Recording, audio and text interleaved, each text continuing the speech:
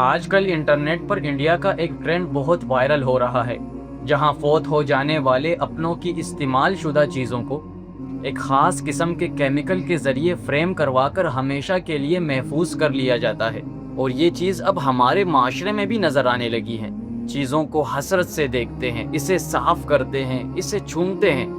ہم ان استعمال کی گئی چیزوں کو تو بڑا پروٹوکول دیتے ہیں، پر جب وہ انسان خود ہمارے سامنے ہوتا ہے تو ہم اسے کتنی اہمیت دیتے ہیں۔ لیکن ہمارا اسلام کتنا خوبصورت ہے، جو کہتا ہے کہ اگر کسی کی نشانی محفوظ کرنی ہے تو اس کے پیچھے رہ جانے والے یتیموں کے سر پر ہاتھ رکھو، اس کی دی ہوئی تربیت کو اپنے کردار میں زندہ کرو۔ اولاد کو بھی چاہیے کہ والدین کی وفات کے بعد چیزوں سے نہیں، اپنے بہن بھائیوں سے محبت کرے، انہیں اپنے والدین کی نشانی سمجھے، کیونکہ یہ موبائل، یہ گھڑی اور یہ اینک، یہ صرف مٹی اور دانت کے ٹکڑے ہیں۔ یہ آپ کو محبت کا جواب نہیں دے سکتے، یا آپ اس فریم کو کتنا ہی چھوم لیں، یہ پلٹ کر آپ کو دعا نہیں دے سکتے۔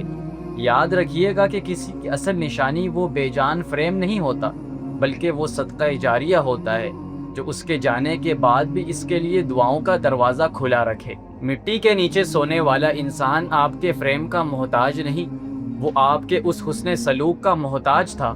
جو اس کی زندگی میں آپ نے کرنا تھا۔ اگر آپ کو واقعی ان سے محبت ہے تو ان بے جان چیزوں کو چھومنے کے بجائے ان کے پیچھے رہ جانے والے جیتے جاگتے انسانوں کے آنسو پونچھیں، ان کا خیال رکھیں، کیونکہ رب کے ہاں آپ سے یہ نہیں پوچھا جائے گا کہ آپ نے کتنے اچھے فریم بنوائے تھے۔ ہم قبروں پر منو پھول ڈال دیتے ہیں، لیکن جیتے جی ایک گلاب کا پھول دیتے ہوئے بھی ہماری انا آڑے آ جاتی ہے۔ یقین مانیے، جس دن ہم نے چیزوں کے بجائے انسانوں سے اور یادوں کے بجائے رشتوں سے محبت کرنا سیکھ لی نا،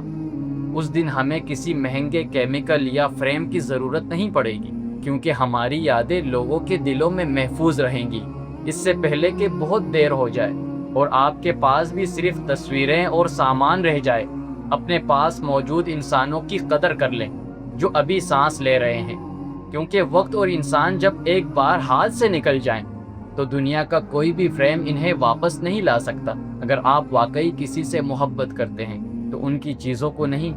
ان کے جیتے جاگتے ورثے کو سنبھالیں، ان کے پیچھے رہ جانے والے بچوں سے پیار کریں، ان کے لگائے ہوئے پودوں کو پانی دیں، ان ادھورے کاموں کو پورا کریں۔ دیواروں پر سجی یادگار ضمیر کو تسلی دینے کا ذریعہ تو ہو سکتی ہیں، مگر یہ محبت کا حق ادا نہیں کرتی، کیونکہ انسان مر جائے تو یاد بن جاتا ہے، اور اگر احساس مر جائے تو انسان خود ایک چلتی پھرتی لاش بن جاتا ہے۔ اور آخر میں خود سے ایک سوال ضرور پوچھیں کہ تمہیں اب کیا عزیز ہے، بے جان یادیں یا زندہ رشتے؟